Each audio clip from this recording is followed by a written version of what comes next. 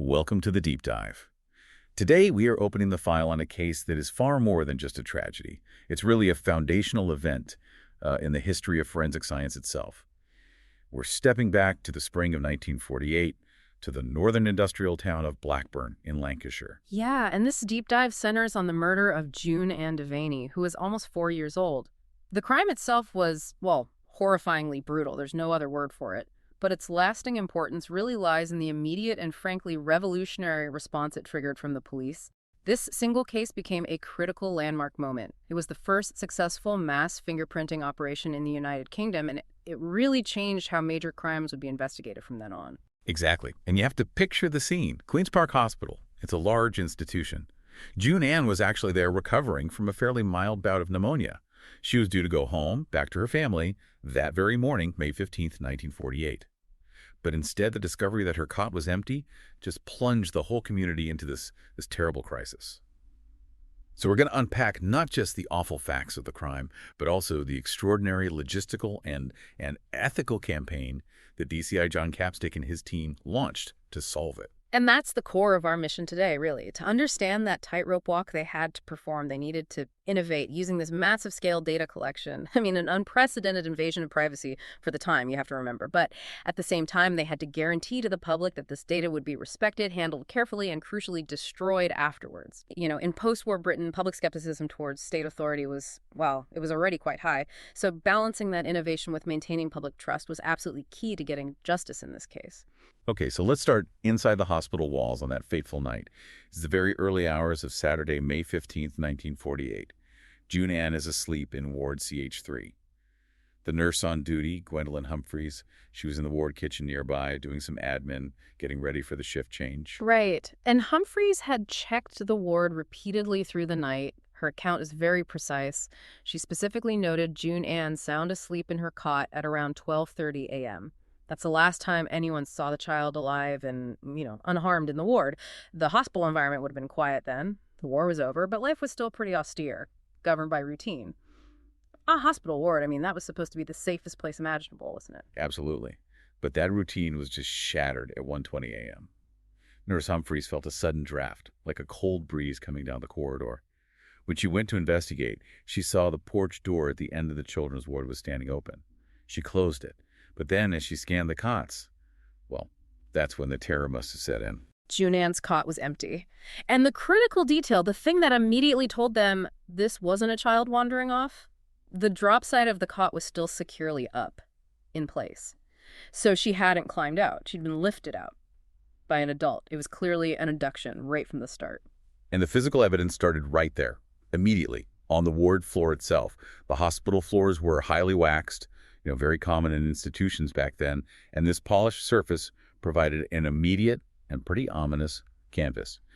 Humphreys noticed a clear trail of adult footprints. And what made them truly ominous, as you say, was the type of print. They weren't from boots or shoes with hard soles. No, they were made by stockinged feet. That told the investigators, when they arrived later, that the perpetrator had deliberately come in, paused, and taken off his shoes. It was a calculated move, wasn't it? To ensure silence while he prowled around the ward. This wasn't a panicked, impulsive thing. It's just a deliberate selection and removal. The staff searched frantically for about half an hour before calling the police. They arrived just before 2 a.m. Detective Chief Inspector John Capstick took charge, and he quickly realized the unique nature of this stockinged footprint evidence, calling in expert help straight away.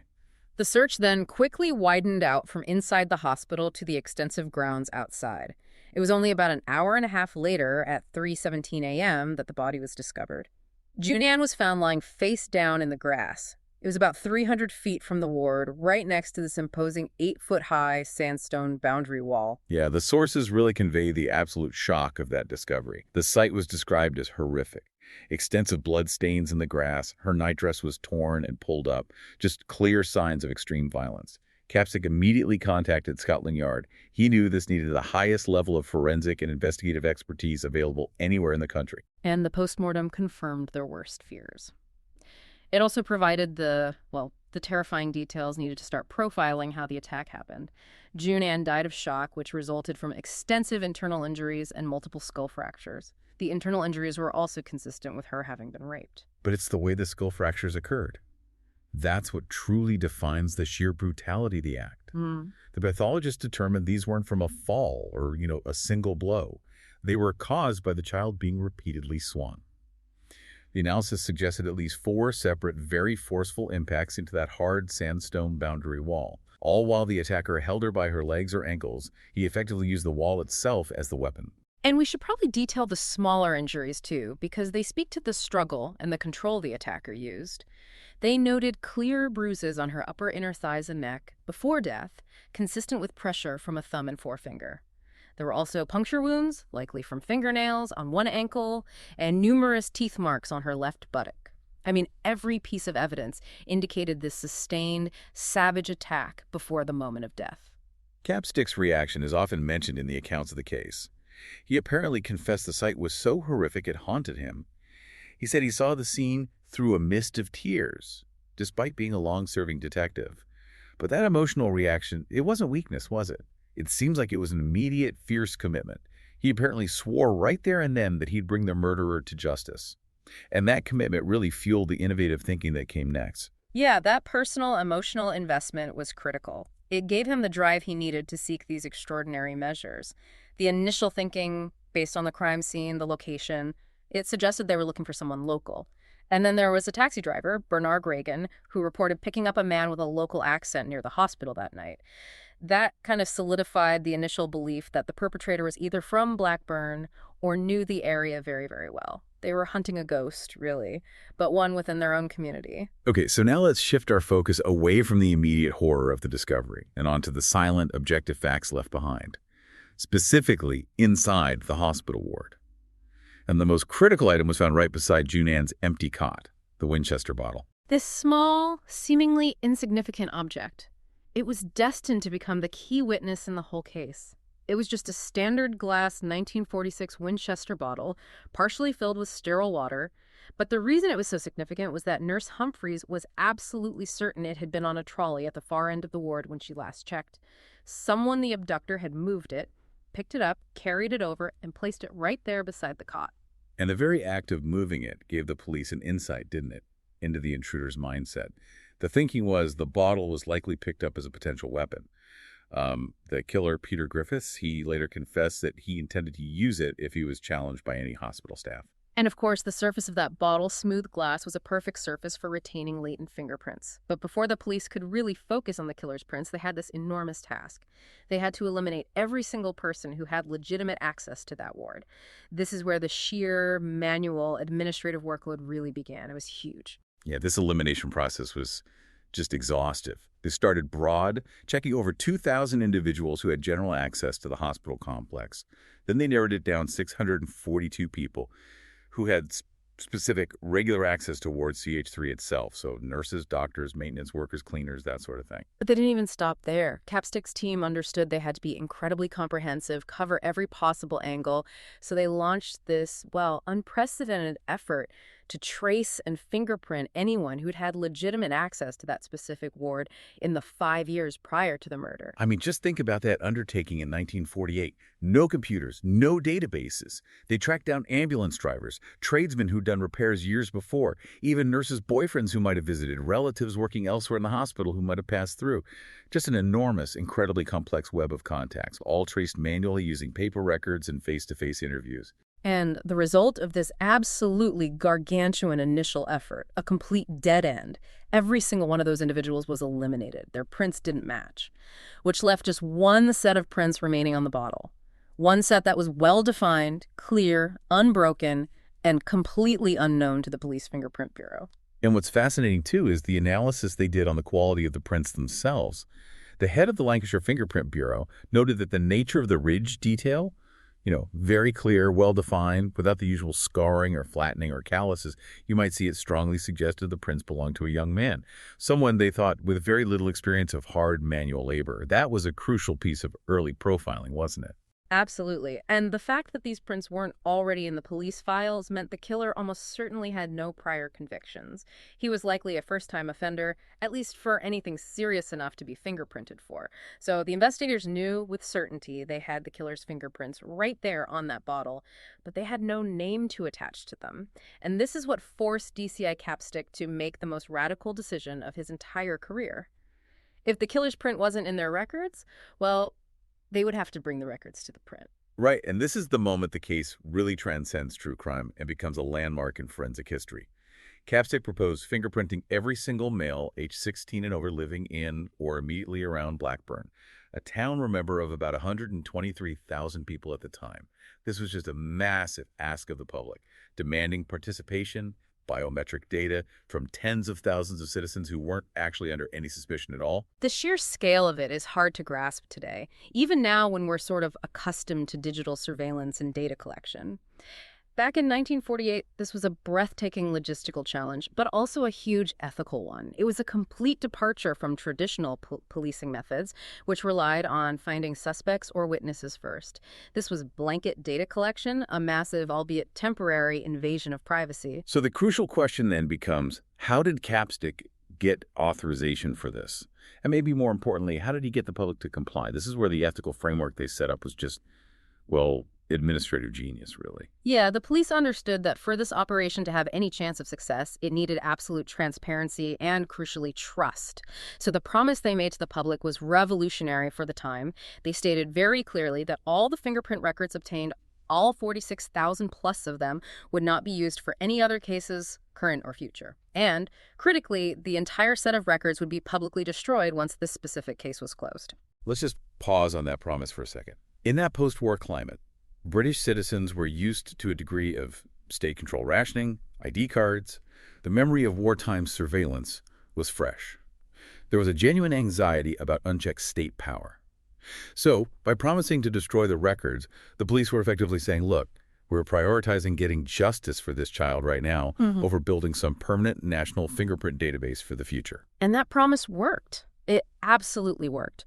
The level of public outrage over the murder was so intense, and the police's commitment to privacy seemed so genuine and clear that cooperation was almost universal. The sources say that refusal was incredibly rare, and when it did happen, maybe someone was hesitant. A senior officer would go and visit them personally, reiterate the solemn promise about destruction, and apparently, without fail, the citizen would then consent to being printed. That willingness of tens of thousands of people to submit their biometric data based entirely on trust in that promise, that's a monumental achievement in policing history, isn't it? It really is. Now let's talk about the logistics. How do they actually do it? The operation kicked off just 8 days after the murder, on May 23rd. The scale required its own specialized unit. Inspector William Barton led a dedicated task force of 20 officers who were trained specifically for this high-volume manual process. They started by using the electoral register, the official list of who was eligible to vote. That gave them a framework to organize their house-to-house inquiries. But they couldn't just take full sets of 10 fingerprints from everyone. That would have been physically impossible to process efficiently. It's just too slow given the urgency. They needed speed and relevance. So the team designed what they called a special card. And this card was highly customized. It was designed to capture only the evidence that mattered for this case.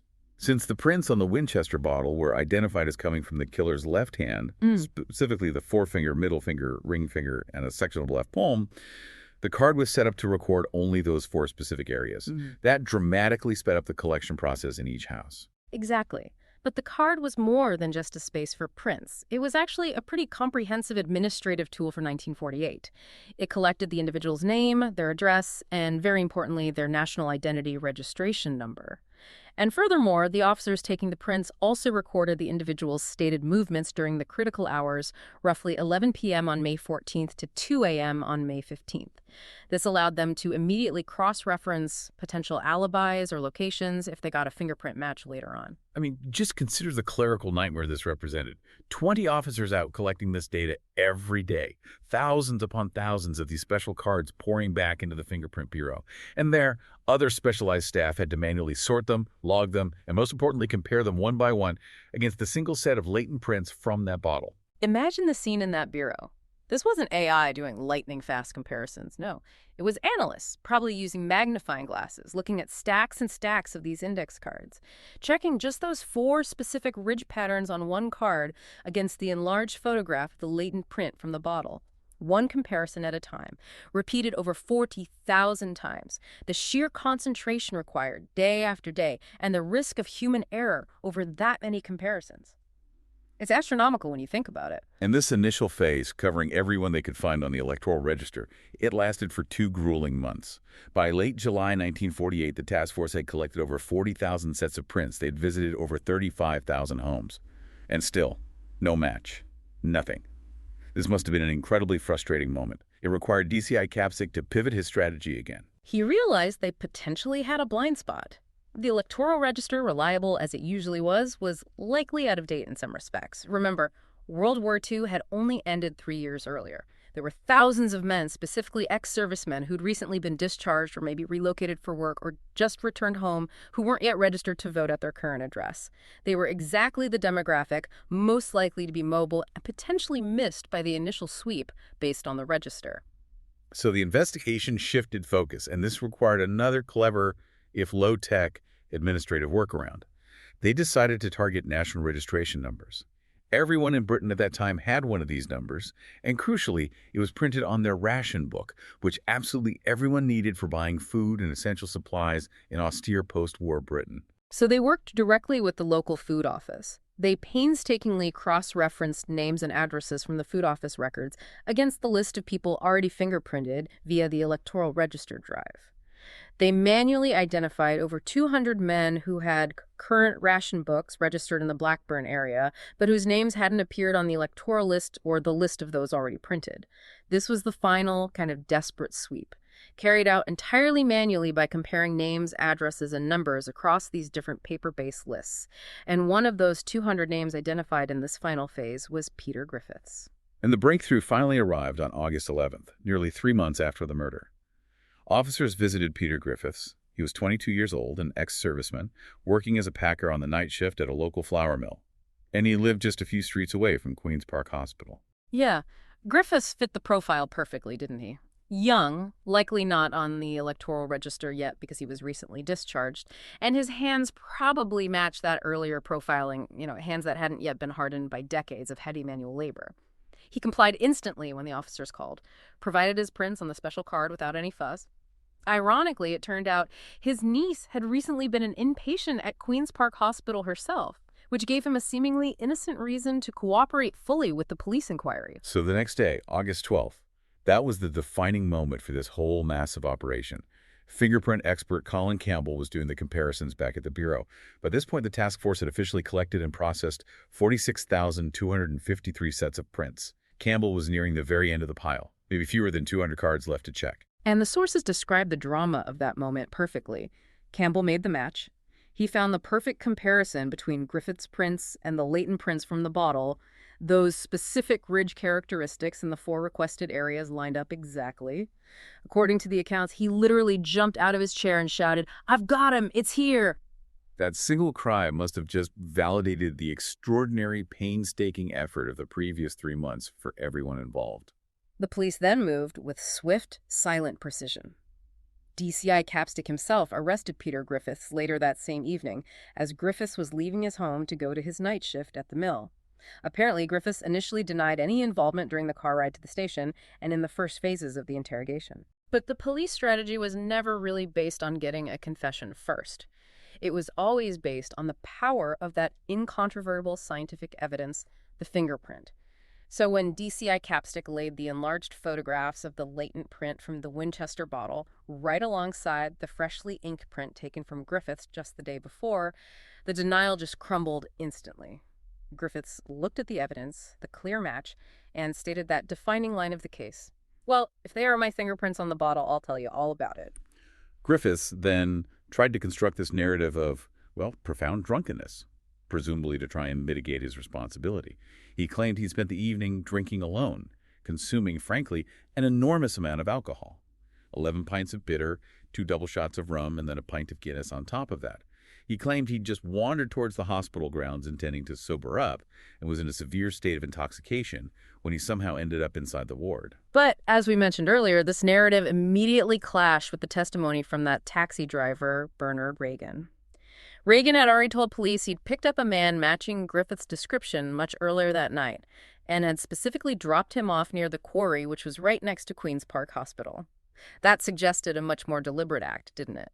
Perhaps even a planned destination near the hospital grounds, rather than just a random drunken stumble that happened to end up inside the children's ward. In his confession, Griffiths did reveal his familiarity with the hospital layout.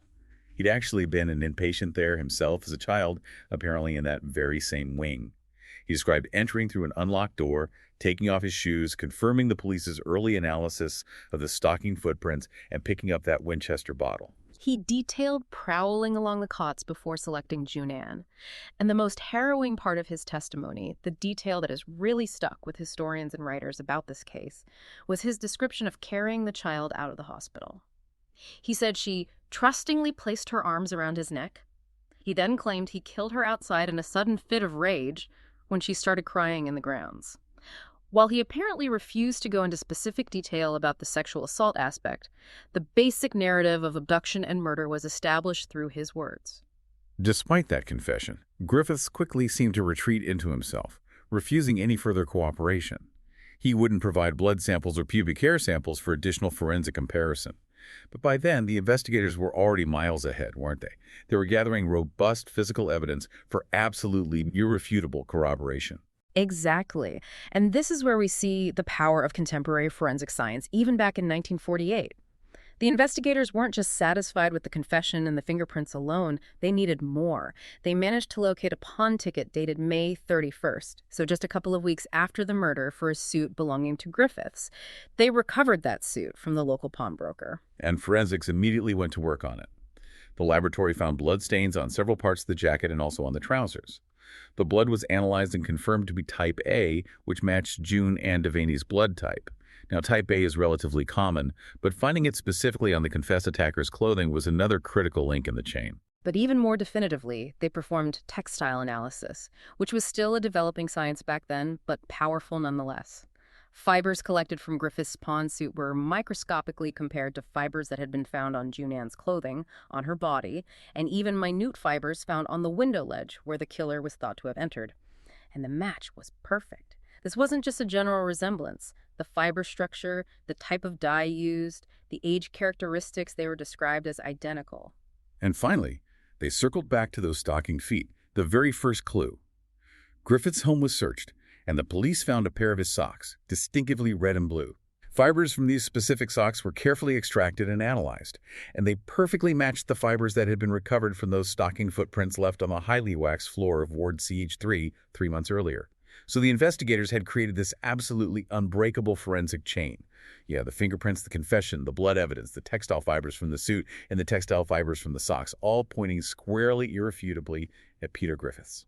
Yeah, the combination of all these different strands of evidence was just overwhelming. Griffiths' final recorded statement before he was formally charged really reflected his realization of this insurmountable evidence. He said, "I'm sorry for both parents' sake, and I hope I get what I deserve." The trial of Peter Griffiths for the murder of June Anne Devaney began on October 15, 1948. It was held before Mr. Justice Oliver at the Assize Court in Lancaster. Now, since Griffiths had already confessed, the defense strategy immediately pivoted. It centered entirely on trying to avoid the death sentence by pleading not guilty by reason of insanity. Right. The defense counsel was actually remarkably candid about this from the outset. They essentially told the court they were fighting only for Griffiths' life, not for his freedom, because the basic facts of the crime were undeniable, given the confession and the evidence. So their strategy required convincing the jury that Griffiths was mentally unstable enough at the time of the crime that he didn't fully grasp the fundamental criminality of his actions, even if he knew physically what he was doing. To support this, the defense brought in a psychiatrist, Dr. Alistair Robertson Grant. He testified that, in his opinion, Griffiths showed early signs of schizophrenia. He also noted that Griffiths' father had suffered from the same condition. So the argument presented was a classic defense of diminished responsibility.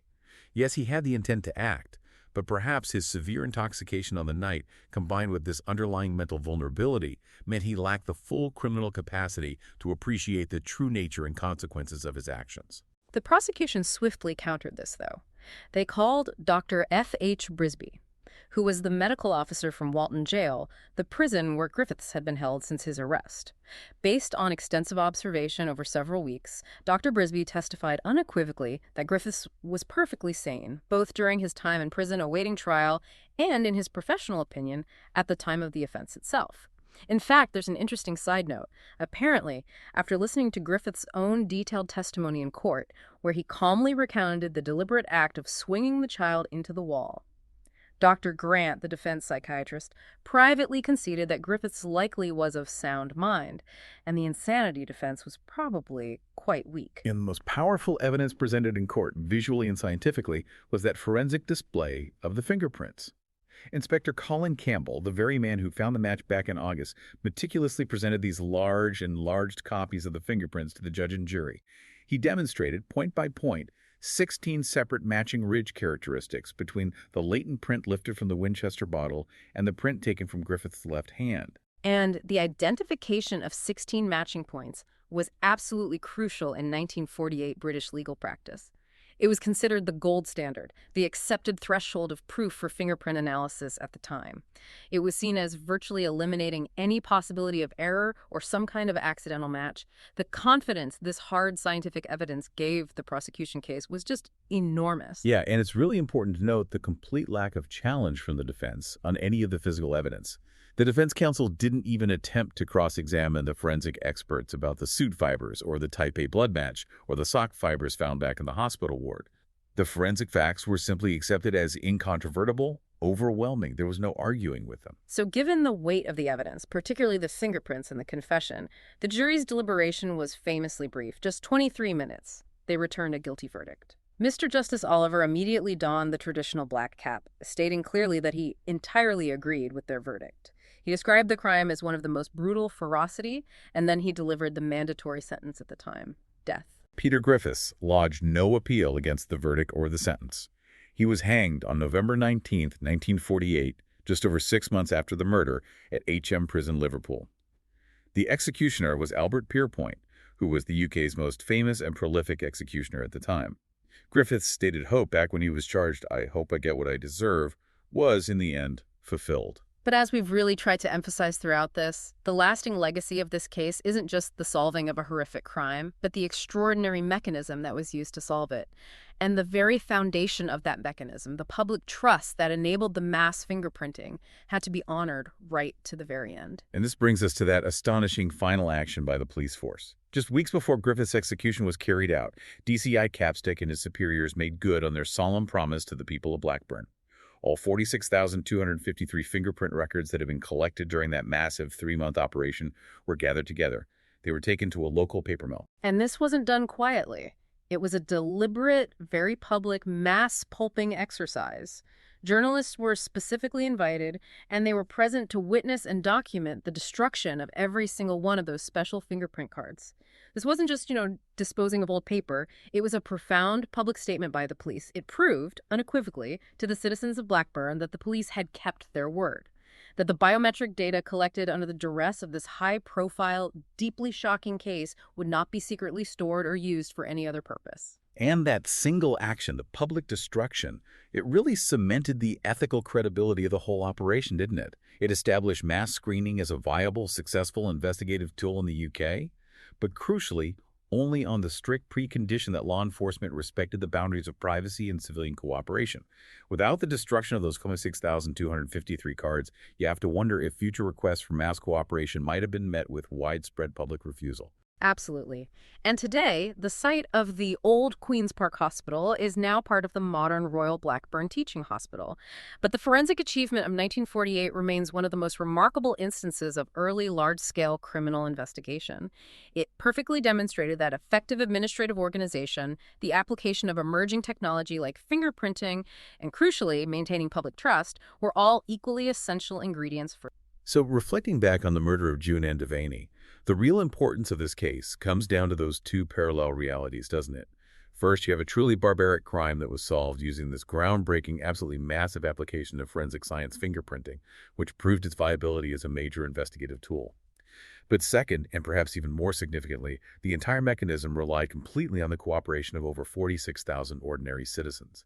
And that cooperation was entirely dependent on the police keeping that radical promise they made to destroy all the collected records afterwards. Yeah, that trust factor is the really non-obvious but critical point here, I think.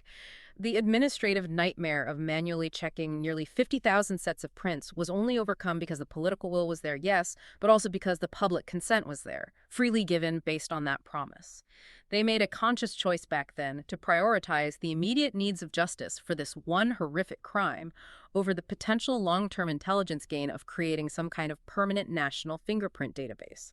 And that choice, that specific ethical choice, absolutely paid off in solving the case. Right. Now, for a final thought for you, our listeners, to perhaps mull over, we've discussed the very manual, paper-based nature of that 1948 investigation and the very physical, visible destruction of those records in a paper mill furnace.